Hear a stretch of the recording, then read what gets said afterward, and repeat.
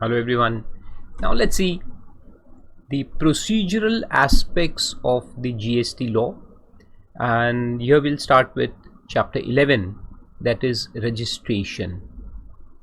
So first we'll see who is to register himself under this act. This is a very simple chapter. You have to just remember a few procedural points. So in all these chapters that will come after this, they are all procedural chapters, and in procedural chapters you don't have to apply your mind too much. Just remember the basic facts and the procedures: which documents to file, what is the time for filing documents, where do you have to file the documents, who is the officer involved, what are his rights, what are your duties and responsibilities, all these things.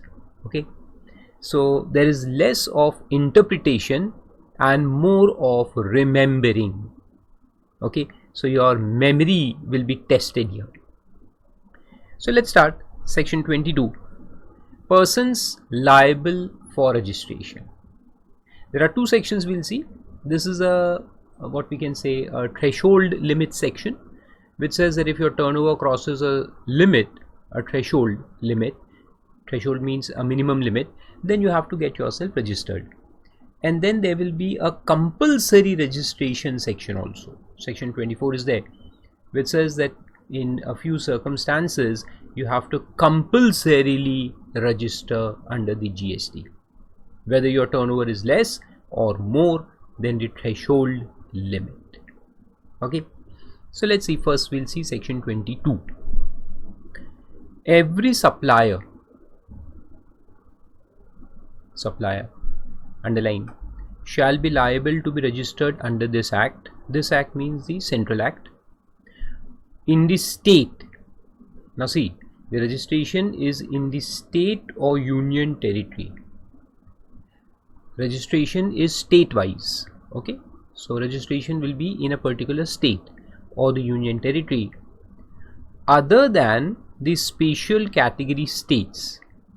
So who are special category states for the purpose of registration, that also we'll see in the course of our discussion. So but right now subsection 1 says other than the special category states, from where he makes a taxable supply of goods or services or both.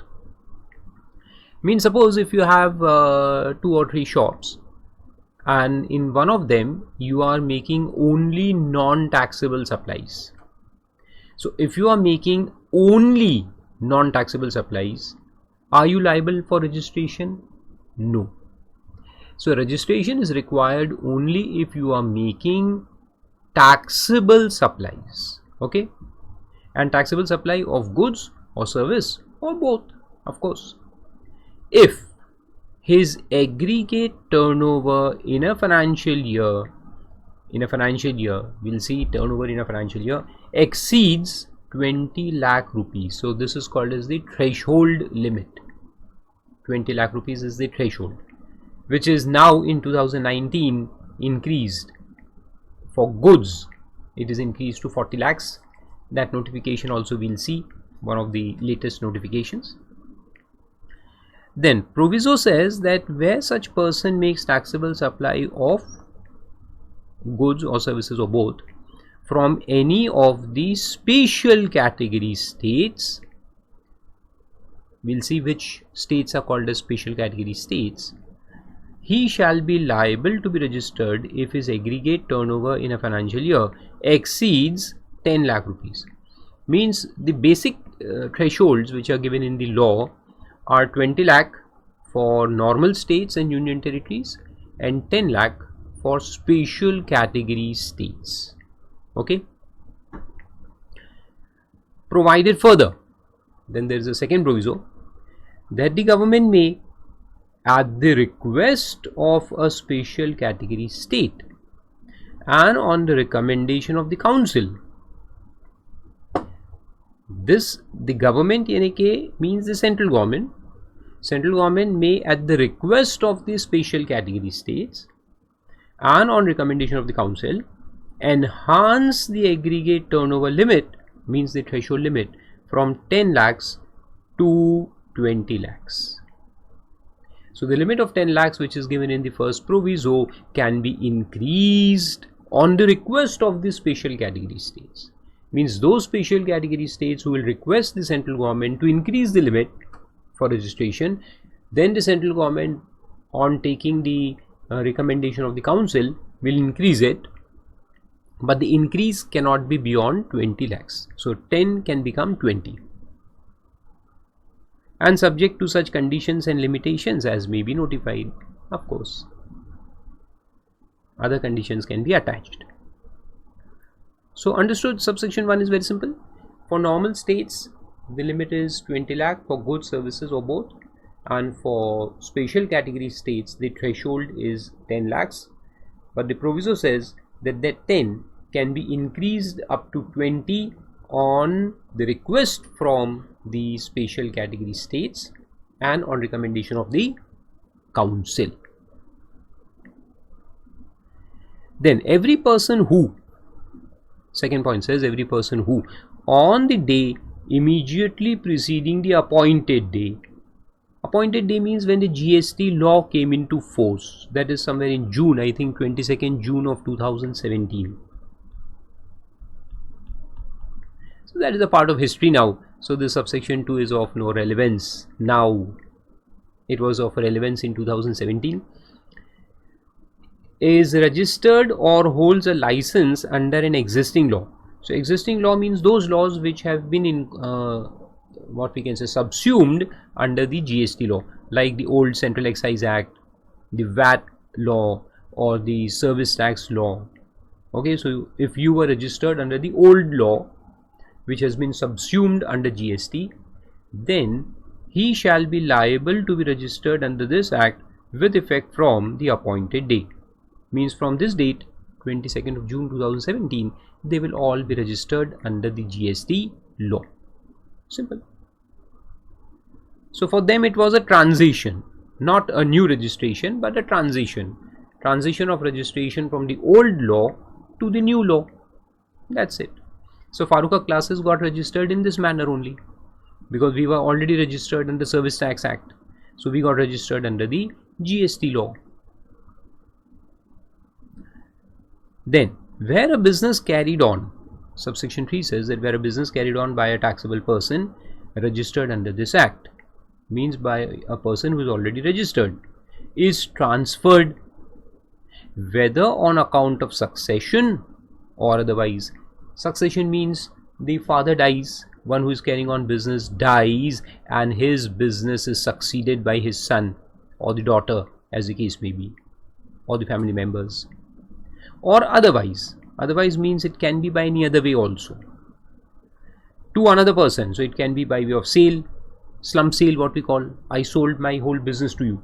I sold Farooq Haque classes to you. Now you will be running it. So what will happen? Will my registration be continued in your hands? No. My registration will be cancelled because it was taken with the help of my PAN number. As you all know, PAN number is required for GST registration, and it is used in the GST-IN, GST number which comes includes the PAN. So my PAN was different and your PAN is different. So registration certificate is not transferable. Keep this in mind. So if I sell my whole business to you, what will happen? My registration will get cancelled and you, the transferee, will have to go and take a fresh registration with your PAN number as a base. Understood? So that is given there. That if it is transferred, the business itself is transferred to another person as a going concern. As a going concern. So it is not that I am selling off my plant and machinery to you. No, I am selling my whole business to you as a going concern. Then the transferee or the successor, either the transferee, if I sell my business to you, or if then the business will go to any of my family members.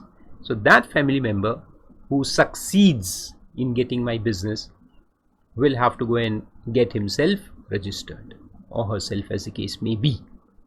Okay, so shall be liable to be registered with effect from the date of such transfer or succession. So you will be liable to be registered from the date of succession or transfer. And the reason is simple, as I told you, because the PAN numbers will be different. So I was the owner, my PAN number was required. Now you will be the owner, so your PAN number will be required. So the transferor's registration is cancelled and the transferee has to obtain a fresh registration. And similar is number 4, that notwithstanding anything contained in subsection 1 and 3, in case of transfer pursuant to a scheme, sanction of scheme or an arrangement for amalgamation, or as the case may be demerger of 2 or more companies pursuant to order of High Court or tribunal or otherwise. This is as per the company law.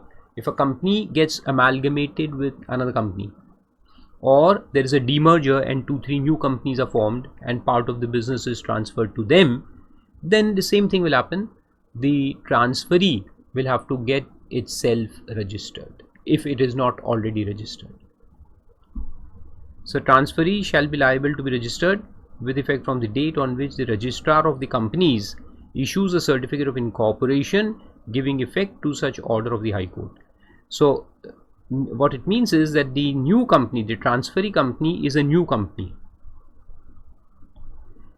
Now in amalgamation it can happen that we form a new company, 2 old companies are amalgamated to form a new company, then the new company will have to get itself registered.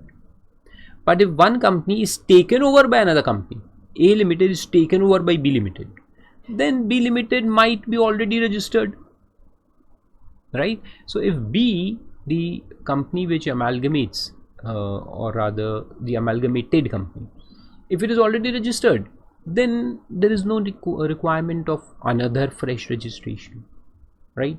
So it just takes over the business, that's it. But if the new company is formed, like in demerger a new company is formed, or even in amalgamation a new company is formed, then it will require registration and it will be effective from the date of the High Court order. Okay, and the registrar of companies issues a certificate of incorporation. So right from the date of incorporation it will have to register itself. Then explanation says that aggregate turnover shall include all supplies made by the taxable person, whether on his own account or made on behalf of all his principals. Means if you are not only selling your own goods but also you are an agent of some other person and your turnover is say 15 lakhs and your agency turnover is another 15 lakhs. So we'll consider your total turnover as 30 lakhs. Okay, so your agency business sales is also included in your turnover. So if you are acting as agent of any other person, then whatever business you do there will be included in aggregate turnover. Okay, but second point is also very important. Supply of goods after completion of job work.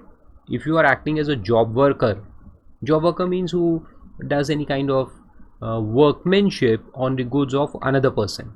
Okay, so you are a job worker. By a registered job worker shall be treated as supply of goods by the principal referred to in section 143, that is the job work section, though we are not going to study that because it is a transitional section and transition provisions have all now died out. They were relevant in 2017 but not nowadays. We are already past those periods. And the value of such goods shall not be included in the aggregate turnover of the job worker. Now this is very important. What it means is that if you are supplying on your own account, means it is your own independent goods, that will be included. Plus if you are acting as agent, that will also be included. But if you are acting as a job worker, if you are a job worker and you are doing workmanship on the goods of another person, so what happens there is that there is a principal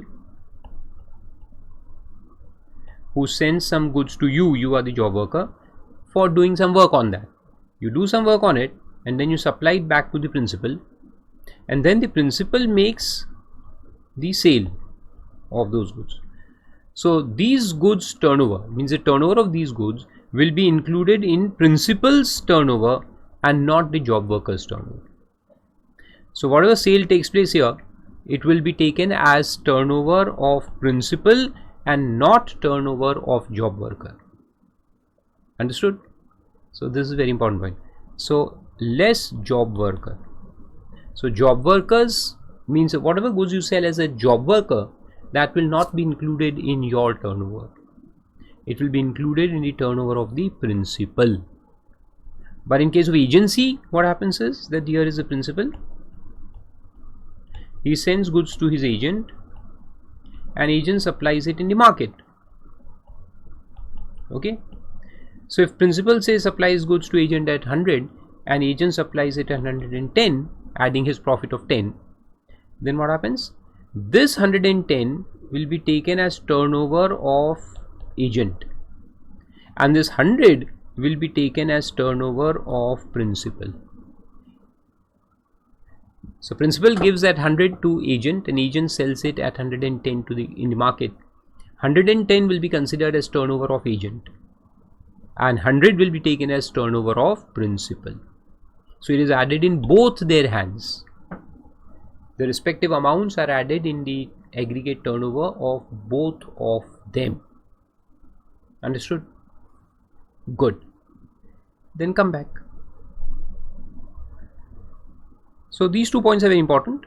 Agency turnover is included, but job worker turnover is not included. Okay, very good. Then the expression special category states shall mean the states as specified in clause G of clause 4 of article 279A of the Constitution. Which are these? We'll see. So let's see. So here the section ends and the discussion starts. So let's see. Section 22, first 2 points are very simple. He just explains subsection 1. Section 22 provides every supplier to be registered in the state from where he makes taxable supplies of goods or services or both if his aggregate turnover in a financial year exceeds 20 lakh. And special category states if his turnover in a financial year exceeds 10 lakhs. Simple. Now, another point before we move ahead is that you have to register in a state. So let's take a few examples to understand. Now we'll take a simple example that there is a person who is registered who makes taxable supplies only in Maharashtra. So he has one shop, a small shop, a local trader he is, and he is making sales only in Maharashtra. Means he has only one business premises. Okay. So what we'll do is we'll see the turnover of this premise, and if the turnover exceeds 20 lakhs, then he requires registration. Okay, in the state of Maharashtra. Simple. So he'll be registered in the state of Maharashtra along with his PAN number. He has to make an application. How to make an application, that we'll see in due course of time. Don't worry. Second example, there is a person who has one shop in the state of Maharashtra and he has another shop in the state of Uttar Pradesh. So the same person, Mr. Kanhaiyalal Gupta, has two shops, one in the state of Maharashtra and one in the state of Uttar Pradesh. His turnover in Maharashtra is 17 lakhs and his turnover in UP, Uttar Pradesh, is another 13 lakhs. Will he require registration? And if yes, in which state? The answer is he Actually, you tell me first. Will he require registration?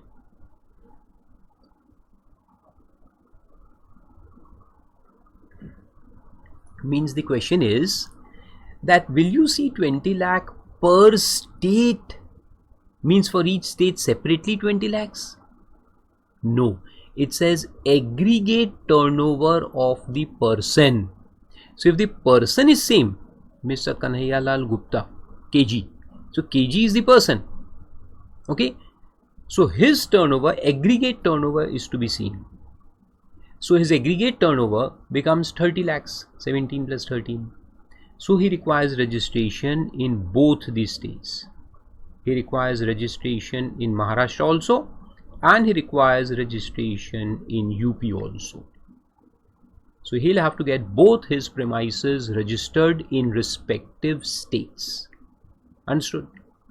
Very good. Then another example we'll take, that he has a shop in Maharashtra in Pune, another shop in Nagpur. Both are in the same state. And in Pune the turnover is 13 lakhs, and in Nagpur the turnover is another 13 lakhs. So total is beyond 20. So first point is whether you aggregate it. Yes, we'll aggregate it. So total turnover becomes 26. That is more than 20. So he requires registration. Now the question is, can he register both of them separately or one registration? So that is his choice. He can register them as one single entity, or he can register two separate premises. So this also we'll discuss later on in detail. But he can do either ways. But if you are in two states, then you need separate registration compulsorily. Understood? If you have two premises in one state, you can go for single registration or you can go for multiple registrations, means each premise separately. But if you have two units in two separate states, then it is compulsory to register both of them separately in each state, because we have state-wise registrations, right? Okay, now the last example I'll take, that one of your business is in a normal state like Maharashtra, and one of your premises is in Mizoram.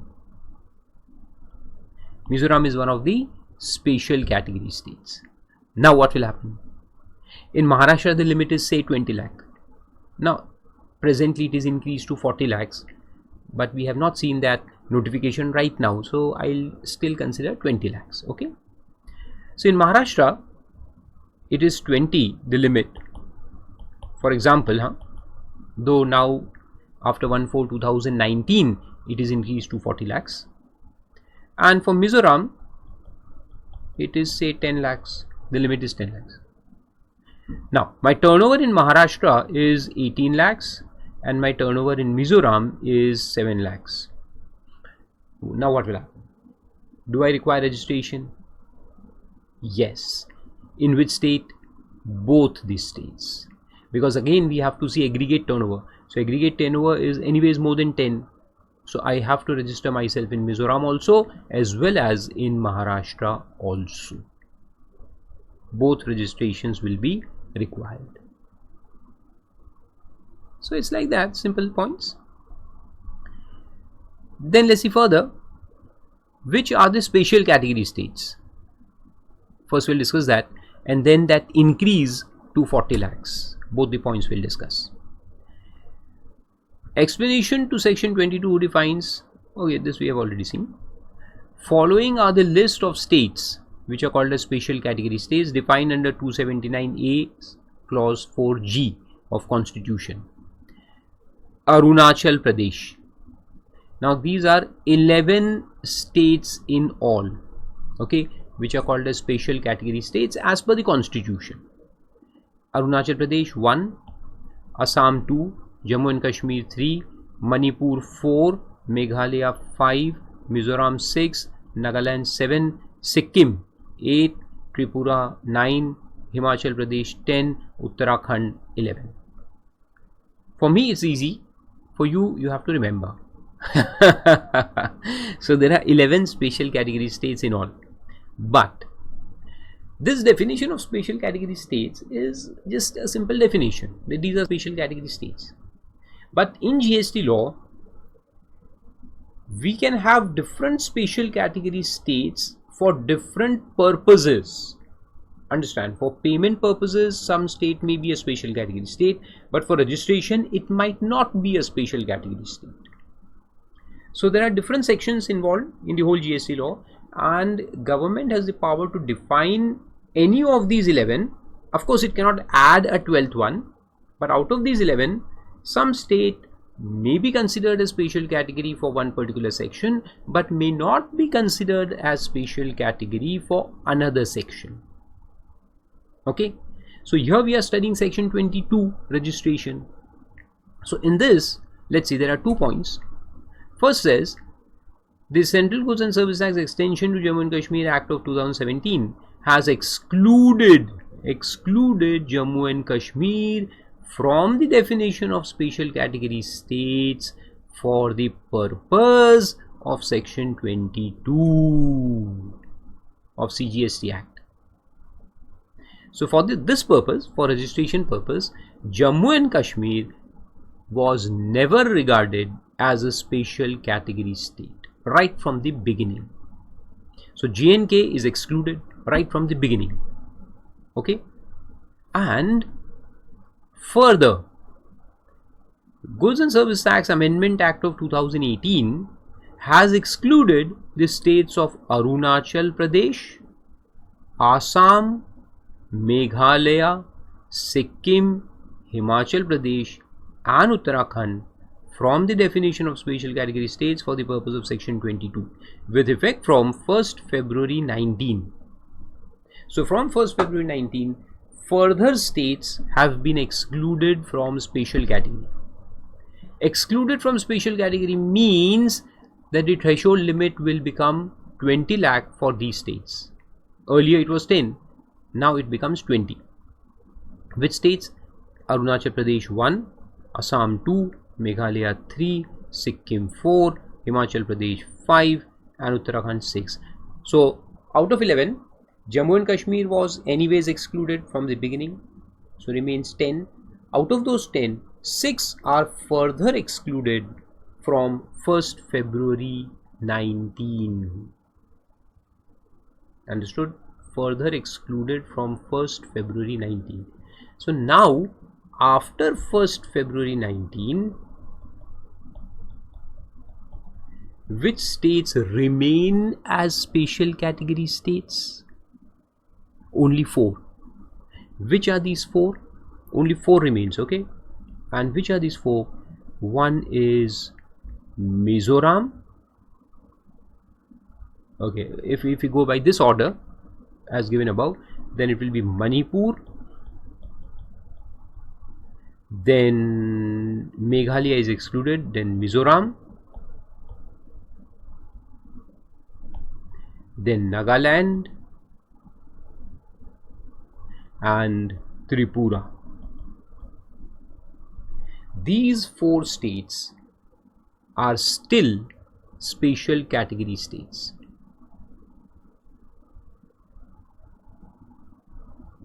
Okay, moving ahead from 1st February 19, only 4 states remain special category.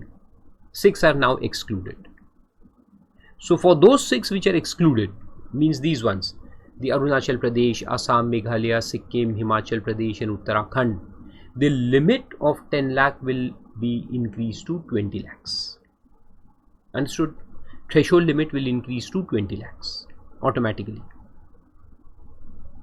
And for these states, Manipur, Mizoram, Nagaland, Tripura, 10 lakh threshold will continue. So for these, 10 lakh limit will continue. Then, so this happened from 1st of February 2019, okay? Now, a notification was issued with effect from 1/4/19, means after 2 months, February and March. From April onwards, what has happened? A notification number 10/19 has come, which says that the central government, on recommendation of the council, hereby specifies following category of persons as category of persons exempt from obtaining registration under the said act.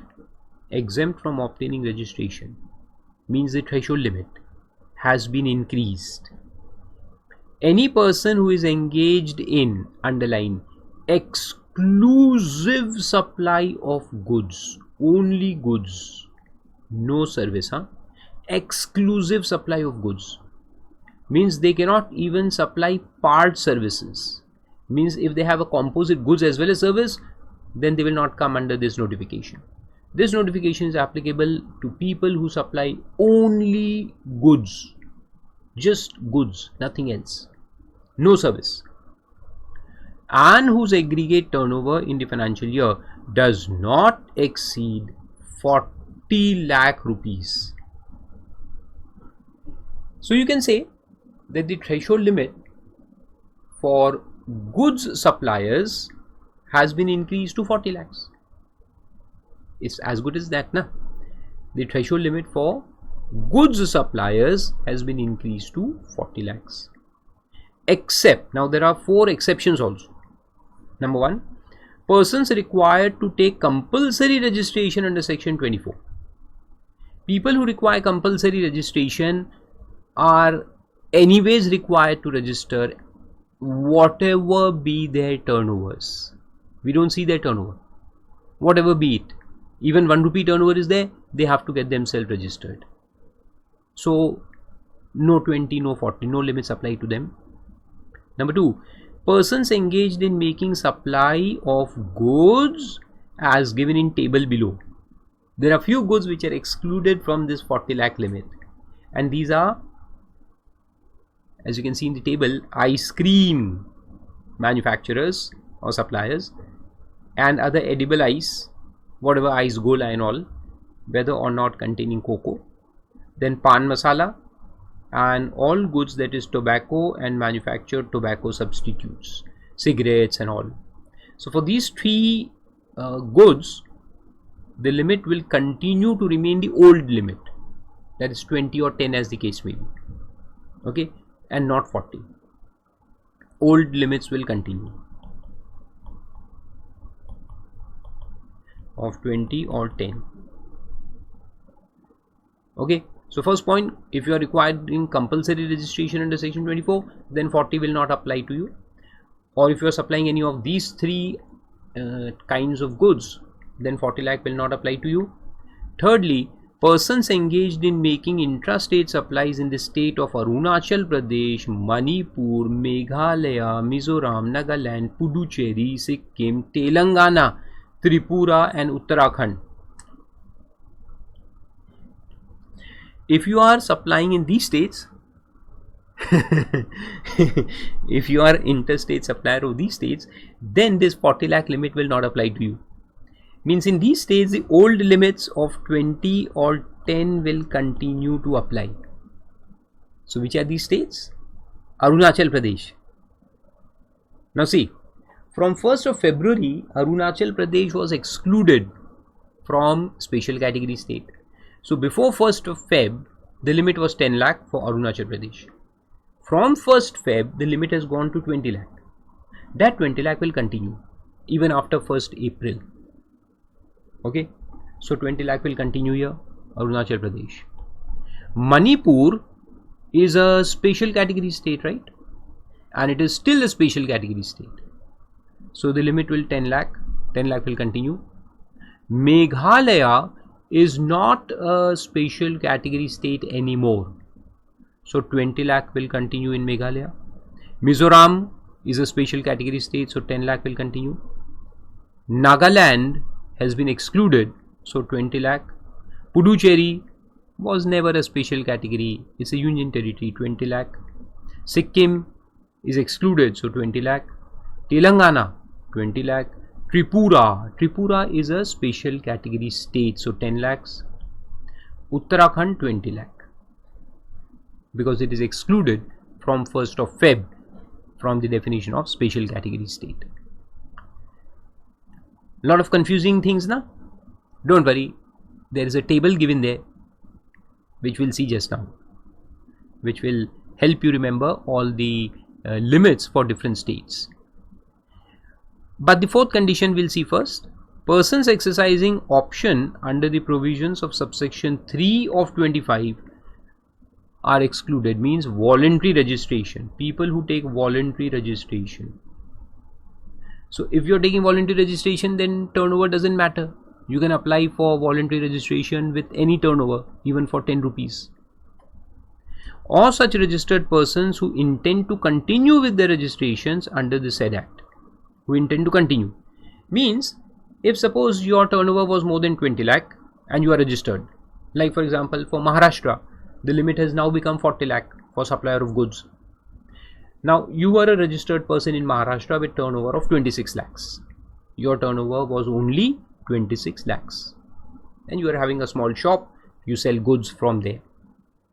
Now the limit has gone up to 40. So what will happen to you? What will happen to such people who are already registered because of 20 lakh threshold limit?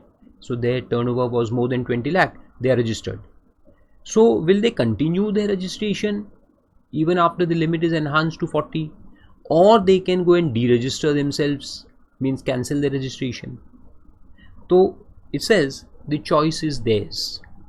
Notification says that it is your choice. If you want to continue your registration, you can continue, and if you want to go and cancel, you can go and cancel also.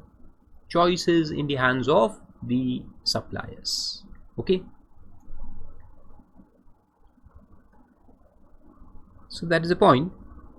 And then another point is given that for interstate supplies also the threshold limit is 20 lakhs and 10 lakhs as the case may be. For special category states 10 lakhs and for normal it will be 20 lakhs. And here also the special category states were there in 2017, these were there, but now Arunachal Pradesh is excluded with effect from 1st of Feb 2019. Assam is excluded, Meghalaya is excluded, Nagaland is excluded, no, Nagaland is there, Uttarakhand is excluded, Himachal Pradesh is excluded, Sikkim is excluded. So now only 4 will remain: Manipur, Mizoram, Nagaland, Tripura. So now only 4 states will remain special category from 1st of Feb 2019. So those who are excluded, the limit will become 20 lakhs, and for these 4 states it will be 10 lakhs.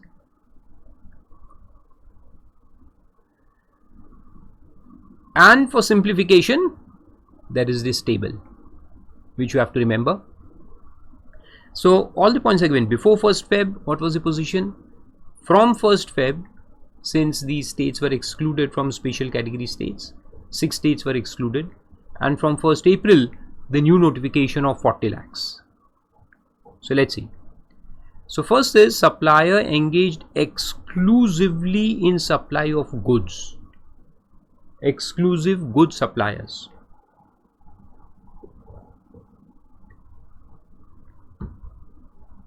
In that, the first category is Manipur, Mizoram, Nagaland, Tripura. These are special category states.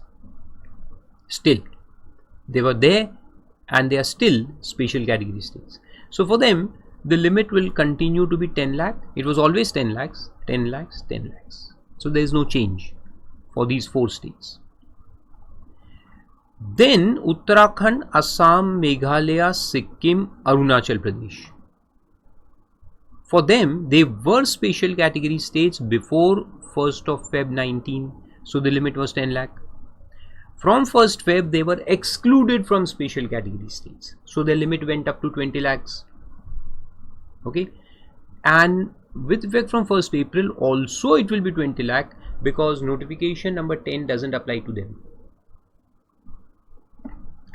Himachal Pradesh was a special category state earlier, so the limit was 10 lakh. From 1st Feb, it was excluded from special category, so the limit went up to 20 lakh. And the new notification applies to it. The new notification of 40 lakh applies to Himachal Pradesh, hence now the limit will be 40 lakhs.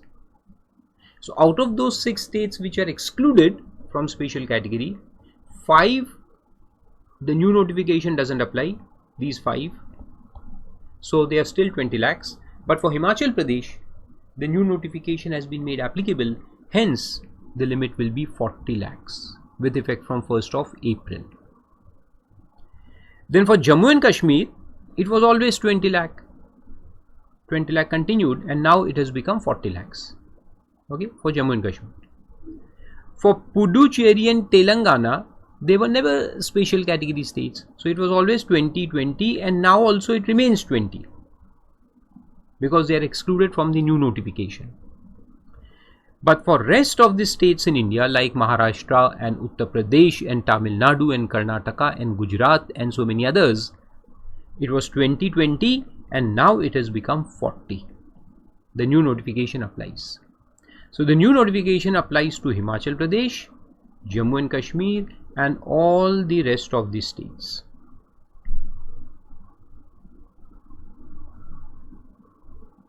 Understood? Very good. So these are exclusive supplier of goods. And for those who are supplying exclusively services or both goods and services, only service or a combination of goods and service, means they supply both. So for them 40 lakhs will not apply. That's the only change. 40 lakh notification is not applicable to them. So it will be either 10 or 20 as the case may be. So again, these four are special category states, so it will remain 10 lakh, 10, 10, 10. For Uttarakhand, Assam, Manipur, Meghalaya and so on and so forth, it was increased to 20 by excluding them from special category, and it will continue to be 20. And the rest of the states, it was always 20, 20 and it will continue to be 20. Simple. So these are very important points. The threshold limits. So at least you remember the now after 1st April 19, the latest ones that you should remember.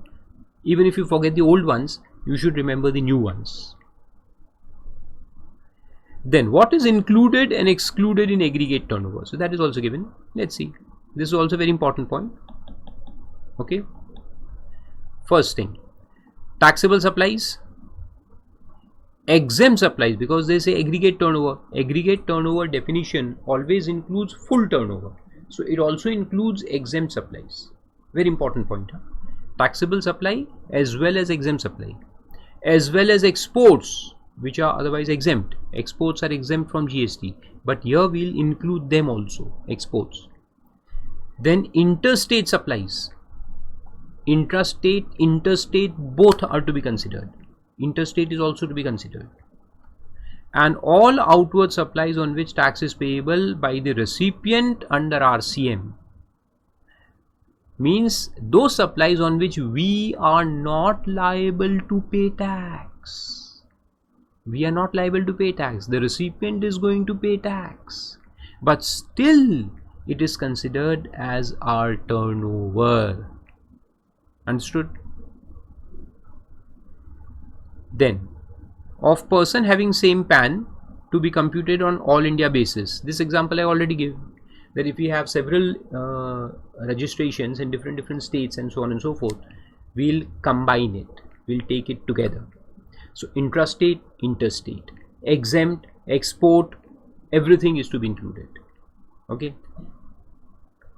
But shall not include. What is not to be included? The GST portion is not to be included. Means if I sell my goods at 1000 and there is a GST of 18%, means 180, my turnover will be only 1000. That is net of tax. Turnover is only 1000, that is net of tax and not inclusive of tax. So CGST, SGST, UTGST, IGST, compensation cess, and value of inward supplies on which tax is payable under reverse charge. The reverse thing of this means if I am liable to pay tax under reverse charge, though I am paying tax, it will not be considered as my turnover. It will always be considered as turnover of the other person, the actual supplier. Okay.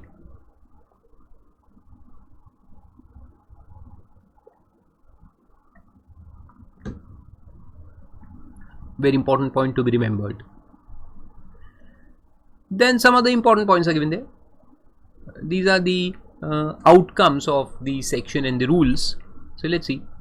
Aggregate turnover to include total turnover of all branches with same PAN. This we saw. I gave you a lot of examples. Then value of exported goods and services or exempt goods and services or interstate supplies between distinct persons having same PAN to be included in aggregate turnover. That also we saw just now. Simple.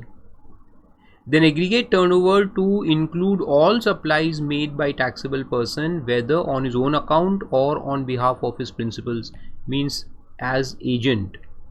It is also to be included. This also we saw.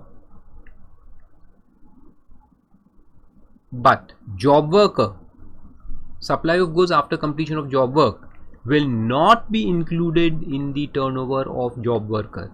It will be included in turnover of the principal, that is the owner of the goods, and not the job worker. This also we saw.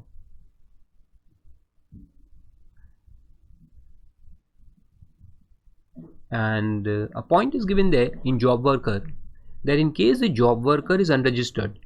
Now this will happen when the job worker only does job work, means he doesn't supply any of his own goods. He only does job work. So if you are a person who only does job work, then your individual turnover is anyway zero. If your turnover is zero, you are not registered. Then what will happen? The principal should declare job worker's premises as his additional place of business and remove goods from the same. So then the principal will have to register the job worker's premises as his additional premise, as if it is his premise. So he has to state that in his registration, the principal, and then only he will be allowed to remove goods from that job worker's place. So removing goods from job worker's place means what? Let me explain you. What happens is that if this is the principal's place, say he is in Delhi and he has got a job worker in Jaipur. Okay. Now what he does is that he supplies goods from his Delhi office to the job worker's place. He supplies goods here, and this we'll study later on in the chapter of job work, that this supply is exempt. The goods which are supplied by the principal are not liable for GST. So there is no GST levied here because they are going for job work. They reach Jaipur. Then in Jaipur, the job worker does his work on the goods. Whatever work is required to be done, he will do it. And now there are two possibilities. Number one, that he will return the goods to the principal after finishing the job work. So if the goods are returned, then it's fine. Then what will happen? The goods come here in Delhi and then he will supply from here. So when this supply takes place, it is liable for tax. So tax will be imposed here at the premises of the principal when he removes it from his premises for ultimate sale. Second alternative is, or possibility is, that after finishing the work at the job worker's place, the principal can directly remove the goods. He can directly supply, means sell off the goods from the job worker's place itself. So this is called as direct supply. For example, the buyer is of Mumbai. So why should we bring the goods back to Delhi and then supply to Mumbai? We can supply it from Jaipur itself because the finished goods are ready at the job worker's place. So for this, there has to be an invoice and all. Invoice has to be made. Declarations have to be given. So for this purpose, if this job worker is a registered person, then there is no problem. But if he is unregistered, means this whole premises itself is unregistered, then principal will have to mention this place as his additional place in his registration. Understood? So it is for this sake, for direct removal. And if that place is not mentioned as his additional place of business, then he cannot make direct supply. Then he will have to bring the goods back to his premises, and from there he can make supply later on. But for making direct supply, he will have to mention this place as his, he means the principal will have to mention job worker's place as his additional place of business. And if the job worker is a registered person, second point, then the principal supplies notified goods. Goods can be supplied directly from the premises of the job worker. So in that case it is allowed anyways, because that place is also registered. And supply of goods after completion of job work directly from the registered job worker's premises is treated as supply of goods by the principal. Further, the value of such goods supplied will be included in the turnover of the principal and not the job worker. Simple. Then registration required only for a place of business from where taxable supplies are made, obviously. So if we have, say, hundreds of businesses, hundreds of shops, but there are only 6 shops from where I make taxable supply. So I'll have to get only these 6 shops registered.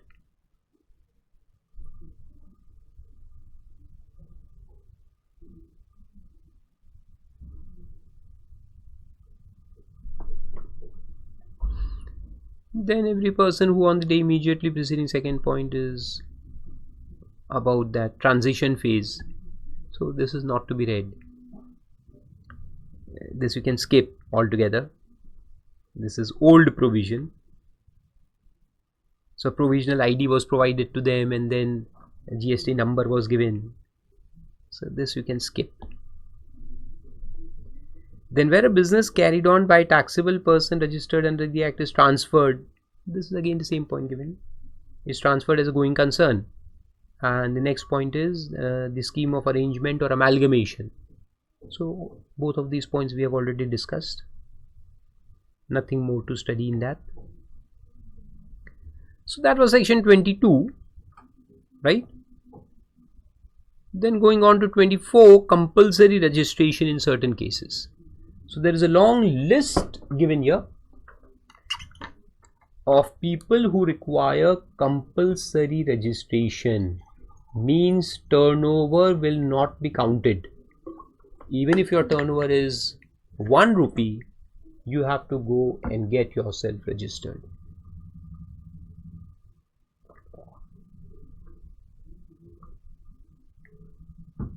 Not dependent on threshold limit. So therefore it says, notwithstanding anything contained in 22(1), means irrespective of your turnover, the following categories of persons shall be required to be registered under the Act. So what you have to do from exam point of view is remember all these points. You have to ratify, mug up basically all these points. Whatever said and done, no matter Farooq Haque says that you have to understand everything, but at the end of the day you have to mug up this list. Okay, so let's read it once and then it's your duty to mug it up. Persons making interstate taxable supply. If you are making interstate taxable supply, you have to get yourself registered irrespective of your turnover. So that 20 lakh, 40 lakh, 10 lakh is applicable only if you make only intrastate supplies. But if you make interstate supply, even a part of your total supplies is interstate, you have to get yourself registered. Number 2, casual taxable persons. Casual taxable person is a person who doesn't have a fixed premises. He's a mobile man, like a person who is a dealer of diamonds, and what he does is that he takes a bucket of diamond or a bag of diamond to another state, stays there for 10-15 days, sells it to prospective buyers that he knows there and comes back. So his stay might be 10-15 days only, but he will be called as a casual taxable person. Okay, so if you're doing this, you have to get yourself registered. Then persons who are required to pay tax under reverse charge. One who requires to pay tax under reverse charge has to get himself registered irrespective of turnover.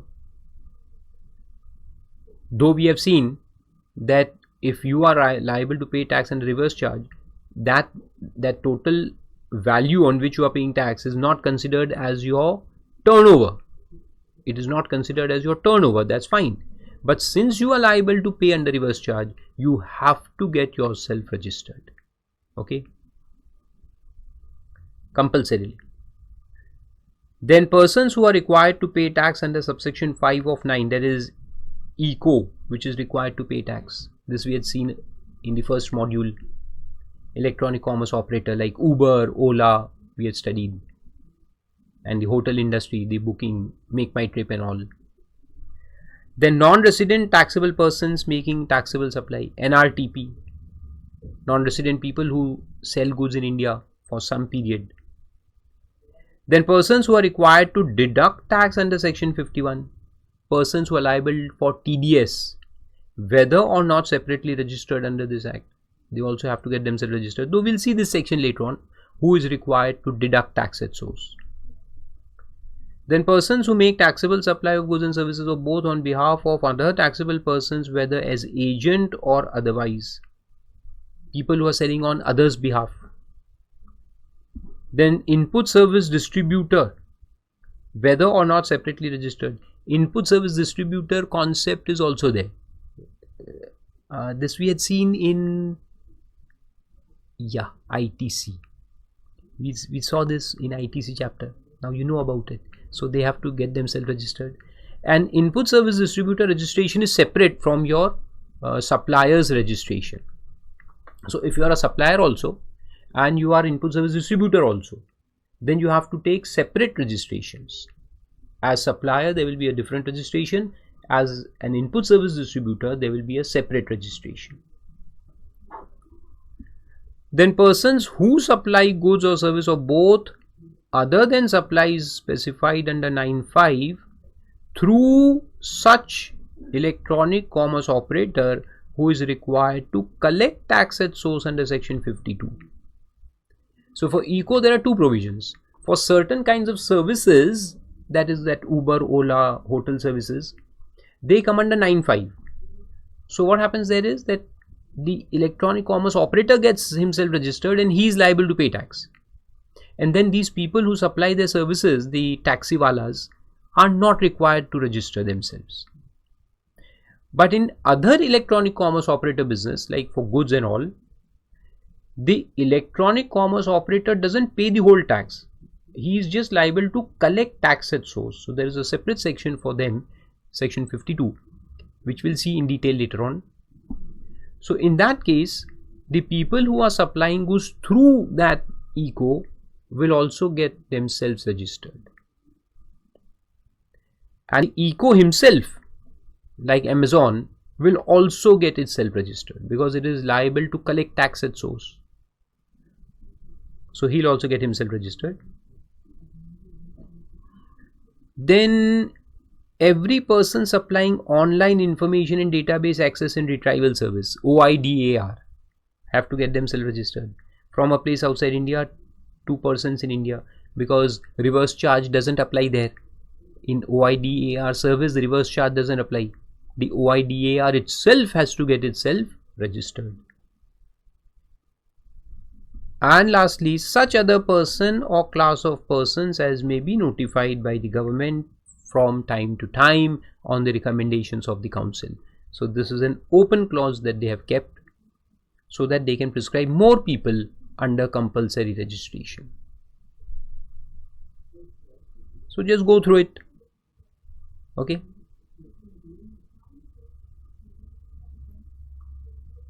And then there is another point, that persons making supplies of services through an ECO other than 9(5) ECO and having aggregate turnover of up to 20 lakh only are exempted from obtaining registration.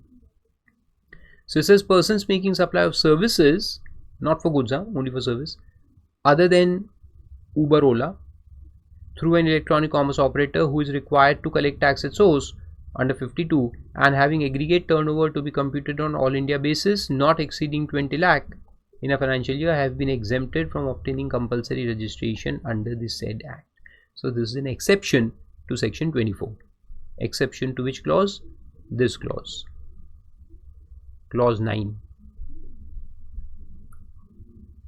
So this is notification number 65 by 2017. However, the aggregate value to be computed on all India basis should not exceed 10 lakhs in case of special category states. And Jammu and Kashmir has opted out, and further those 6 states have been removed.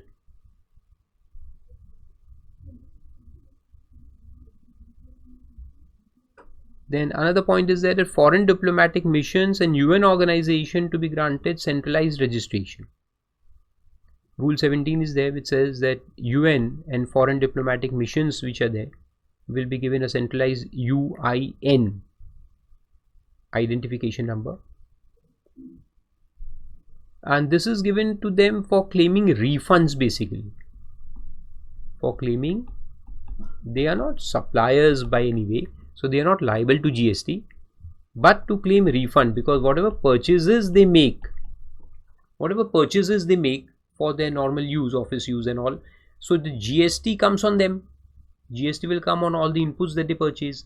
These people are entitled to claim refund of that GST, and for that purpose they have to be identified in some way. Now there has to be an identification number, so they are given this UIN, a special number, unique identity number is allotted to them.